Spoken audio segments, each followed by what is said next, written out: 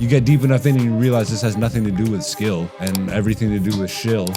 I care too much. Like, is that a problem? I think it is. Well, as they say, attachment is suffering. So when I'm up here saying I'm an artist about it, that doesn't mean I'm sitting here being like, comedy's not supposed to be goofy and dick and fart jokes. How can you be a society that talks about mental illness and being on the right side of history and this and that and this and that when you're actively participating in mental illness? I don't know how to build an audience this day and age without the use of social media. Like, you can do it in the streets, absolutely. Canada does not have the infrastructure for that. But some people value fame more than that. Most people do. Clout. Yes. And this is where I'm saying I'm an artist about it. I don't give a about your clout. I feel duped. I feel duped. I feel duped. Everything is for sale.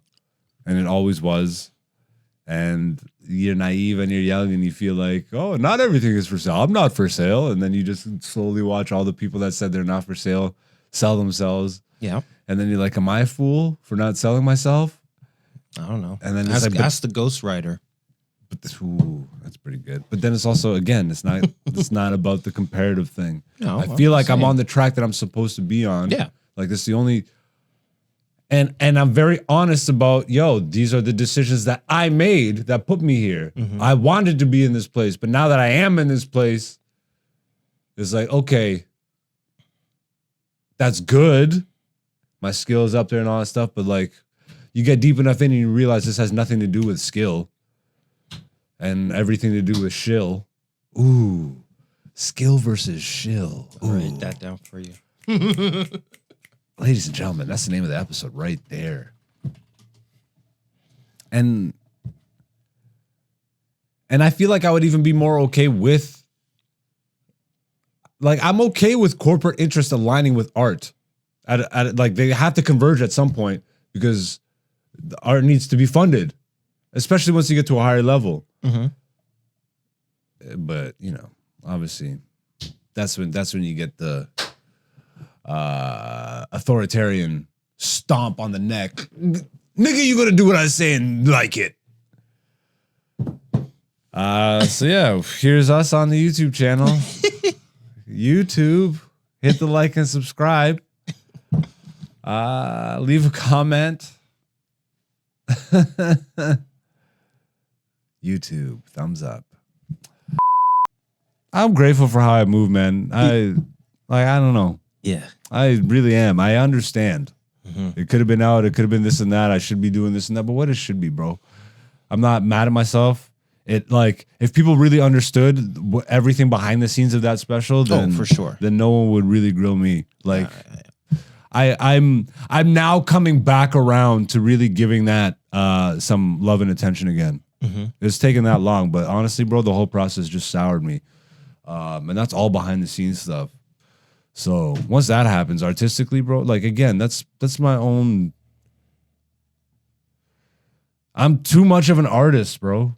Like, literally, like, all the cliche, hokey BS, that's me. I care too much about my art. I think about it, like, maybe too much. Like, I don't think I'm a perfectionist because I do release stuff. But the reason I don't release stuff oftentimes, it is valid to me.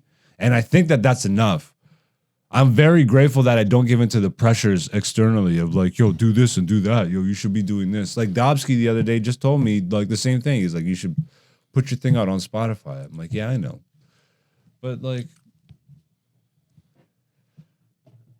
yo, I'm a different entity and I'm okay with that.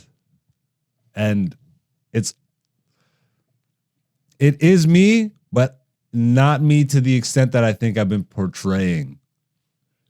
You know, that's even why I step back from the comedy villain persona and all that stuff.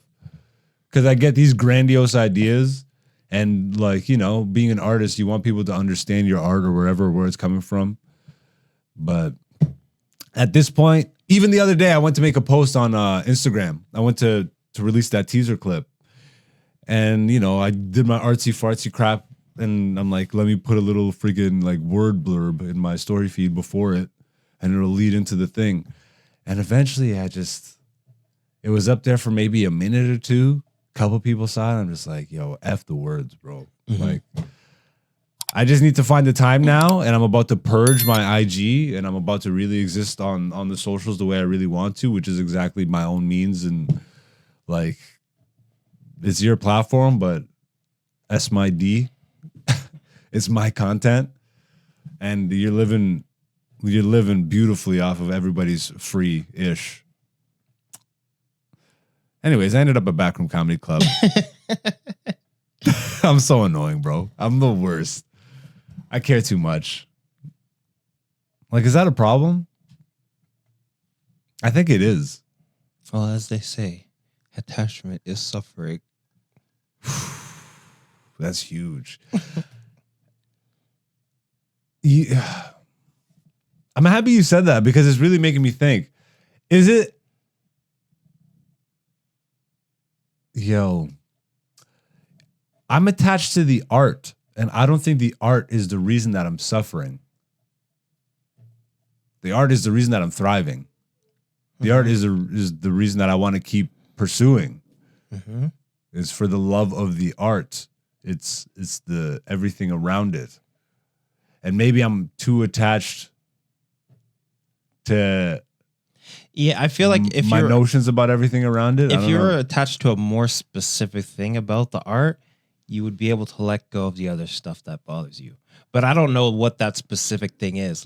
And what I mean is like, okay, yeah, it's the art, but what about like, is it just a completed piece instead of the whole rollout? You get what I'm saying? What do you mean? Well, this is how I'm trying to explain it. Like, it's art is such a big umbrella term, Yeah. right? Well, obviously, I'm talking about comedy. I'm a comedian. I know, but the art of comedy, Yeah. all that stuff, right? But, say, I'm not saying this is you, but say you were only focused on putting out something specific, like one thing, and you didn't care what people said or Right did now, or- that's the show. yeah. Right now, that would be the show. But my point is, then you wouldn't have attachment to all those other things because you're only focused on one thing.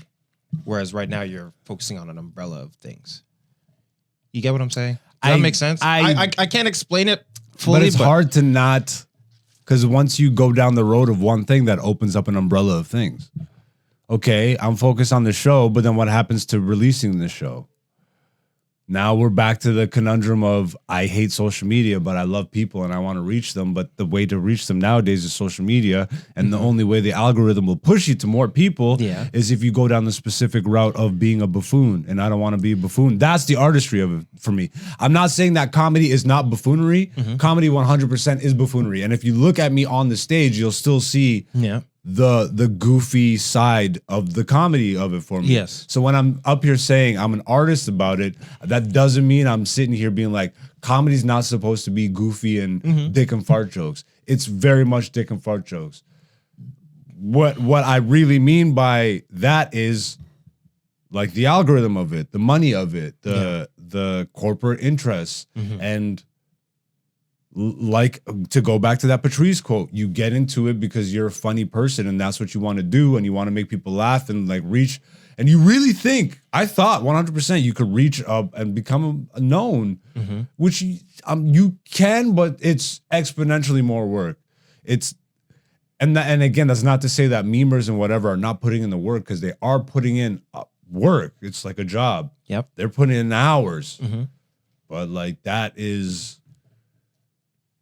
like, I really wonder how many people would be doing this if it wasn't just a mass amount of people doing it and them thinking that that's like, it's just like celebrity, right? You pick a few people out of the group, you put them on a platform, and then all of a sudden everybody else sees that they could potentially get a platform. Now there's so many people getting platform because it's just millions and millions. There's people that have millions of followers that nobody knows. Yeah. Like, that's how much is going on right now. It's so saturated, it's so saturated that now you have to do the lowest common denominator thing to reach the widest amount of people. And I'm seeing comedians go into it now with this approach. Like, okay, I love the comedy of it, and I'll build my audience by doing some goofy-ish. And and then I'll bring them to my shows that way. But I can't seem to bring myself to do the goofy-ish. Because as much as I loved that when I first started, that's not what I grew into. That's not the person I grew into. That's not the comic I grew into. I still obviously feel like there's an audience for the more genuine stuff. Mm-hmm. But like most comics seem to realize nowadays is like you draw a wider audience.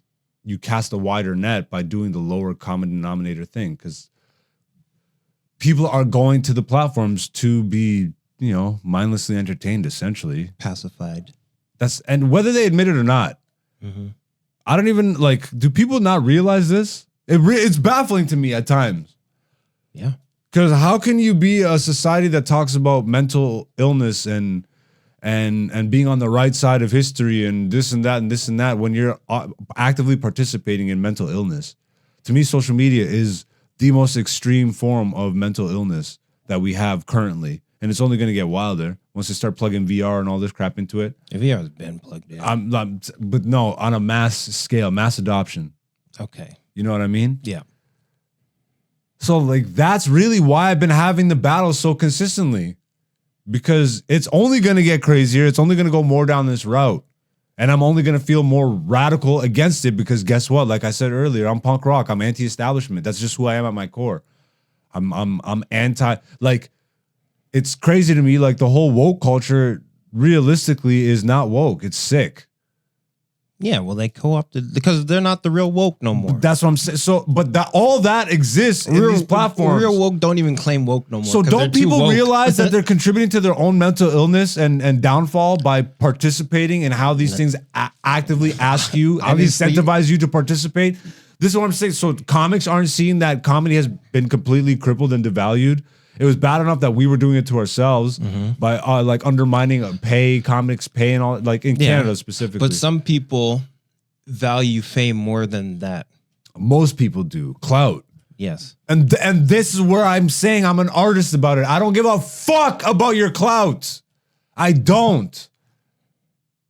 And that's they've even taken a part of comedy that I adore. Bro, I sat here last week on the podcast and made the argument that Andy Kaufman is top 5 for me. You go and look at Andy Kaufman, there's nothing about that guy that's like, he's one of the goofiest guys in comedy history. But they have devalued that to such an extent that everybody's in the streets trying to throw a microphone in a stranger's face and bother them as if that's entertaining, which it was until everybody started to, like, you see, and then you just push people down, like you're just pushing people off a cliff. But people are happy to jump off a cliff without a wingsuit. And some of them even have a wingsuit and they don't even know how to use it. I can't, like, it feels messed up for me to participate in that actively. So that's why when you're having conversations with me off mic and we're talking about like, well, or even now talking about like seeing it as an umbrella, but like, bro, I really try not to. And then I get into the thing of, okay, I'm just going to release on my leisure, do my thing on these platforms. But like, I don't know how to build an audience this day and age without the use of social media. Like you can do it in the streets. Absolutely. Canada does not have the infrastructure for that. So I'm really in a mode where I'm like, looking at all the money I got. I'm just looking at the visa. And even still, I got to strategize that properly, right? Like, it's not just a matter of getting the visa. It's like, okay, you get the visa and you got 3 years to get the next level, essentially. Re-up on it, make 10 grand within 3 years so that you can re-up on it or get a sponsorship or get a green card or something. You know, there's like, Canada is dead to me at this point. Like, comedy-wise. And so right now, the big emphasis is the show and figuring out how we can package that in a way that's authentic to us, that's authentic to what I just described, while still formatting it in a way that the algorithm can pick up. Is that even possible? We'll find out. I think we have an amazing product. You've been editing it. I've been editing stuff. We've been looking at it for a while now. We know we have, And comedy is the biggest thing going right now. So that is the fun of it. That is the challenge that I'm super into. That is why I'm constantly thinking about this. That's why I hate social media, but I love you. That to me is an amazing challenge. Like, that is the current big challenge for me. I've done the harder part, I think, of actually gaining the skill. Yeah. And I know that if we just said F it, let's start doing some memes and we get consistent at it, I promise you we would build up. If we do it for 6 months to a year, Yeah. we would build up an audience. For sure. Can we do that with just the comedy stuff that we're really passionate about? I'm into making sketches and memes, but that's not a thing I want to go down the route of, and then the algorithms trying to incentivize me to make them every day or release those consistently, and then the other ones don't really perform that well. It was like, but if you do this, then you'll build up the audience, and then they'll come for the other stuff. It's like, that's like trickery to me. That's trickery to my audience, and that's trickery to me. I'm convincing myself that this is something it's not what I want to do. And so I'm not gonna trick myself. Like, bro, you're not gonna bully me. Don't let them bully you, Don't let son. them bully you, son. That's what it feels Don't like. let them bully you, son. You've got to pull out the fire. Like, it really is in my mind more and more. The phrase art is dead. Like, it really was before I was born. And I connect and I understand that sentiment more and more every day. Like, I can only imagine, even before social media, the pressures that people were getting. Because once you get to a certain level and you're trying to reach bigger and bigger people, I'm sure at a certain point it was about the art, and even people who had finance were about the art. But somewhere down the line, everything just became commodity. Well, because art, depending on what art you do, Yeah. for instance, like if you do a painting, depending on who you are, a painting could be a good store of value. Yeah. Right? So, a lot of these wealthy people are like, oh, I bought this painting. This time it appreciates in value. And now what did Jay-Z say? Bought that one painting for $2 million. Yo, FJZ. Flip that shit down that we're $8 million. I met Beyonce when she was 16. I told her she would be my beauty queen. Yeah. But you get what I'm saying. I get what you're saying. But That's how money gets into art, because it's actually people value it. You know what I mean? yeah. This is Black Zeus, the podcast season 5. I love y'all. Thank you for supporting. Once again, the Patreon is launched. If you do want to watch my comedy special right now, you can do so. It's only $10, and you can get it as part of the subscription fee. So, like, if you subscribe to the Patreon, you can get it that way, or you can just buy it outright for $10 that way. Once again, for transparency, I will release the comedy special for free on the YouTube once we hit 1,000 subscribers. So you can also just hit the subscriber button and just do that. You can support that way, whichever way you want to support. I'm on TikTok, Instagram, Twitter, all that. I don't necessarily use it the way everybody else does, but I'm there if you want to find me. AKA Black Zeus is the person to find on those platforms.